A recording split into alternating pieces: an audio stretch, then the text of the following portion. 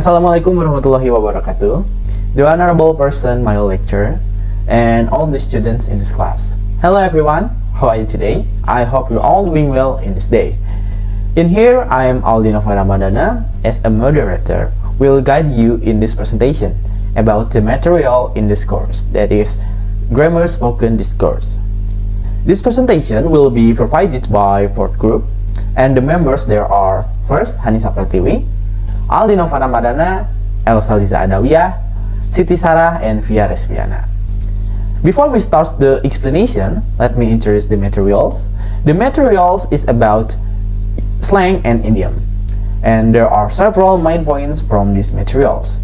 There are first, definition about slang and idiom. Second, function and benefit using slang and idiom. And last, about example of slang and idiom.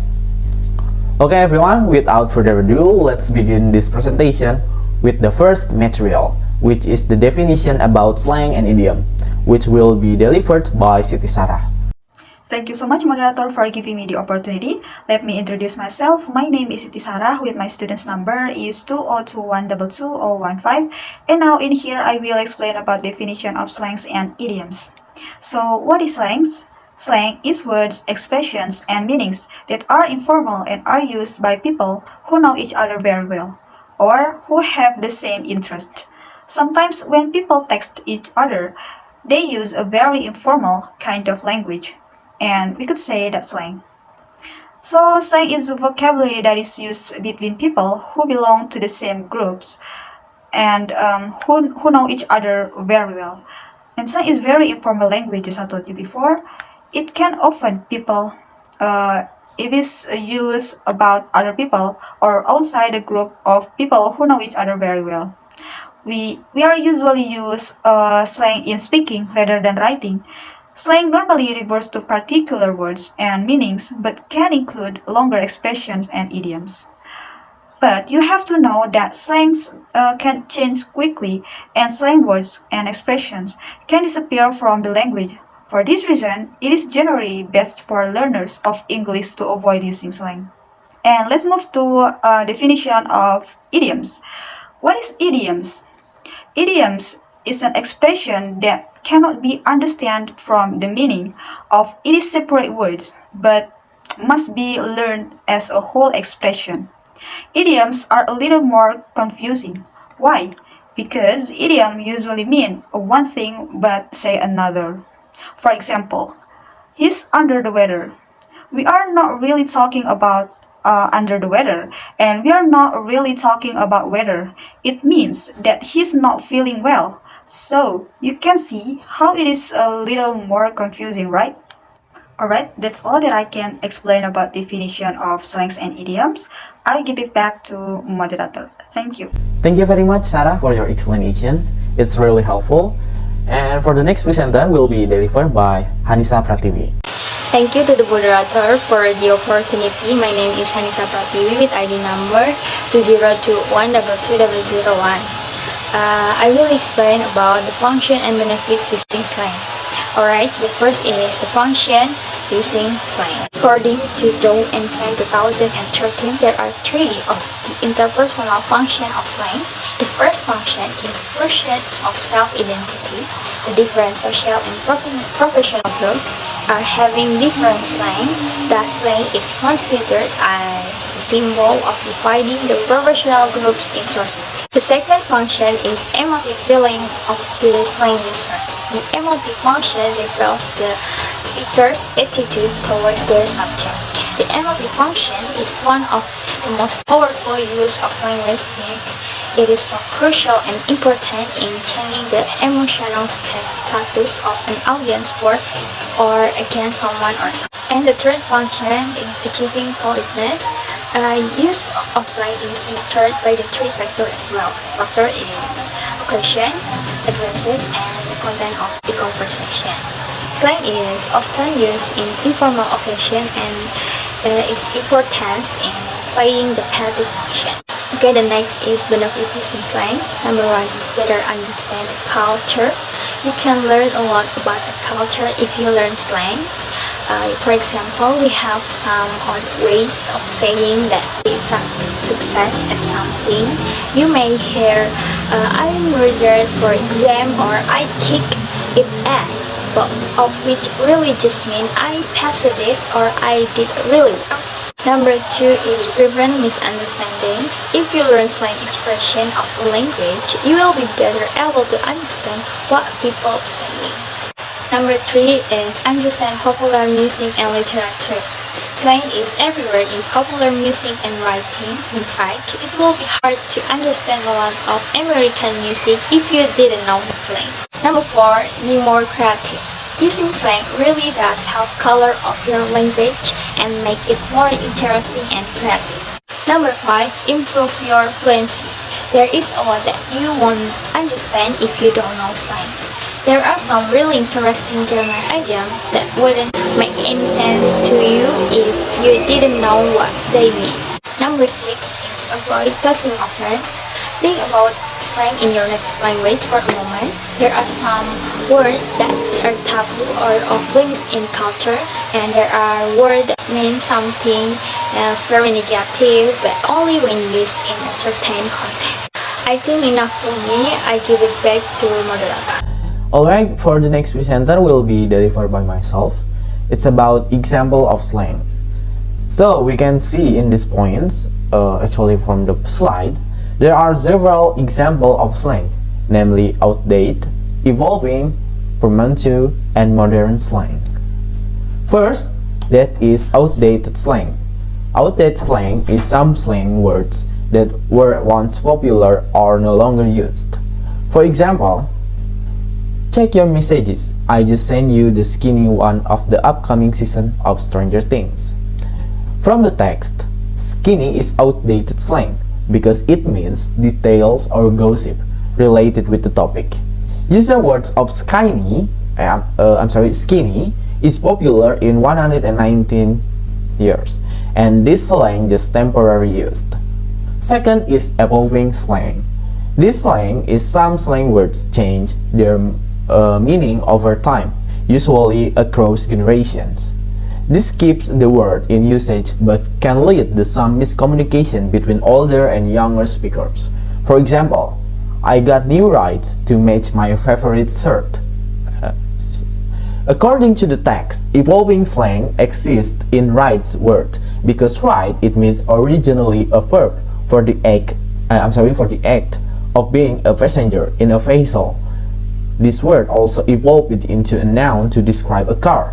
But most recently, this word, that's right, can mean sneaker. So it's related from the text for I got new rights to match my favorite shirt. It means I got new sneakers to match with my favorite shirt. Next is third is portmanteau slang. These slang are some terms are created by combining two words into one that has a new meaning. A new word created by combining proportions of two existing words. For example, you would be a lot happier if you stopped hanging out with your frenemy. Frenemy, or the word frenemy, is combination of friend and enemy. Describe a person who is a little bit of both. Perhaps a friend with one experience regular conflict. So that is frenemy. Next to the last slang, that is modern slang. This slang is changing all the time and have the least words of modern slang. One of example from this slang is from the text. I don't care if people say Messi is the best player because Ronaldo is the GOAT. Current usage is actually a compliment, as this is now an acronym that is GOAT, that stands for greatest of all the time. So it means it's not an animal or nothing else. The GOAT in this context is shortened from greatest of all the time. Alright everyone, that's enough from me about example of using slang. And we are going to the next presenter will be delivered by Via Respiana. Alright, thank you very much, moderator. Bismillahirrahmanirrahim. I'm Via Respiana with my students number 202122031. I will continue the presentation of our group. Here, I want to explain about the function and benefits of using idioms. So for the function, there are three functions here. Number one, idioms give color to everyday language. It means that idioms can give variation to our everyday language. For instance, instead of saying just, "It was raining very hard," you can say, "It was raining cats and dogs." And then, instead of saying, "It's very easy," you can say, "It's as easy as falling off log." Number two, idioms can express complex ideas in a simple way. Oftentimes, idioms can help express an abstract idea in a concise and easy to understand way. For instance, you could say that two things are impossible to compare to one another because they possess different traits or meanings. Then you could simply say, "It's like comparing apples to oranges." In this case, the use of an idiom helps to express the same idea in a much simpler way. And then number three, idioms can add sense of humor. For example, when you want to say she's not very smart, for example, you could say she's not the brightest star in the sky. The inherent comparison of a person's brain to a star is unexpected and humorous. Then, what is the benefit of using idioms? Number one, idioms give you a new way to express yourself in the English language. For example, when you want to say "good luck," you can say "break a leg," like Americans do. And then number two, understanding idioms can boost your conversational English skills. How come? When you use idioms, it shows that you understand the cultural meaning and context behind it. And this can help you feel more comfortable and confident with your conversational abilities.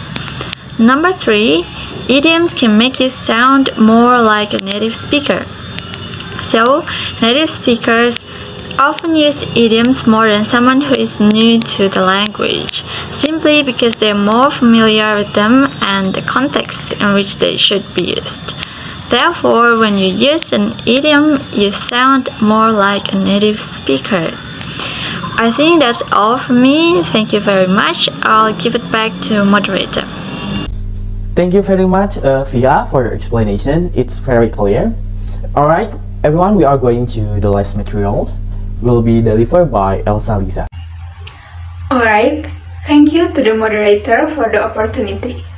My name is Elsa Lisa with students number 202122009. I am going to explain about example of idioms. Example number 1, hit the books. That means to study hard. For example, I can't go tonight. I get hit the books. The next phrase is cut corners. That means to do something in the easiest and cheapest way. For example, they really cut corners when they were building this office. The next idiom is a drop in the ocean. That means your action was really small compared to what was needed. For example, my letter of complaint was just a drop in the ocean. Actions speak louder than words. That means that you can say a lot of things, but your actions really show your result or really show that you are an expert in something. For example, your promises mean nothing. Actions speak louder than words. To be a good catch means that you are dating somebody really nice and he was a really good choice. For example, your boyfriend is really a good catch. I hope he proposes. Beat around the bush means that somebody is not getting straight to the point and giving you a lot of additional information that you don't really need. For example, stop beating around the bush. Get straight to the point. Another phrase is I couldn't care less. That means you don't really care about what's going on. For example, he couldn't care less what his new coworkers think of him. And then drive someone up the wall. That means to drive someone crazy. For example, the music my neighbors listen at the office is driving me up the wall. And go down in flames, that means to end suddenly and completely. For example, he had a promising athletic career, but it all went down in flames when he broke his leg. And the last is judge a book by its cover. That means to judge someone or something by its outward appearance alone. For example, in America, you can't judge a book by its cover because a lot of people just wear sports clothes wherever they go. I think that's all from me. Thank you. Back to the moderator. Thank you very much, Elsa, for your explanations about example of idiom. It's really helpful for us. And alright, everyone, that's enough for our group to describe this material that is slang and idiom. First of all, thank you for all the presenters about your explanations. It's very helpful and hopefully will give benefit for us. That's enough from me. Thanks for your attention. I'm sorry if there are a mistake. Wassalamualaikum warahmatullahi wabarakatuh.